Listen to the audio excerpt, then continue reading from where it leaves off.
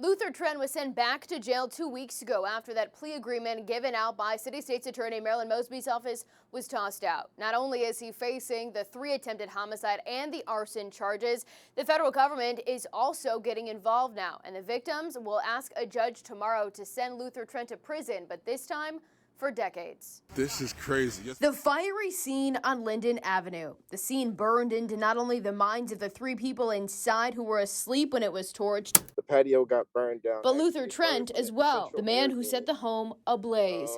Trent telling me exclusively how he did it. I went to the side of the house, started pouring gasoline on the side of the house, and lit the side of the house on fire. And why? In my head, it was kind of like some Romeo Juliet type of thing, where I was like, oh, if nobody can have you, if I can't have you, nobody can. Or at least nobody in Baltimore. Now back behind bars after a mistake from City State's Attorney Marilyn Mosby's office and the judge. And tomorrow, he could find out how many more years he'll stay there. A sentence of 25 years or thereabouts. Saru Vignaraja, the attorney representing the victims in the case, says he's talked to the prosecutor in Mosby's office, which is a different one than the prosecutor handling the original case.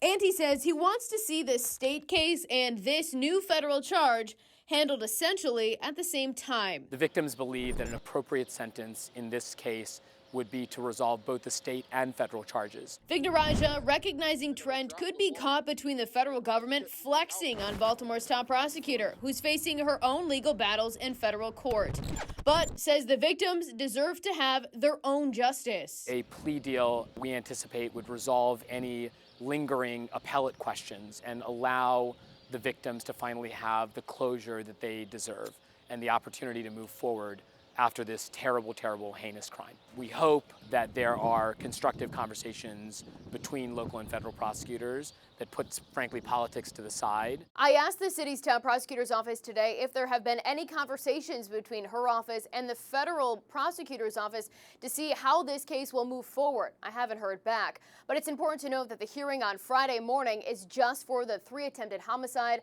and the arson charges that he faces at the city level. In Baltimore, Mackenzie Frost, Fox 45 News.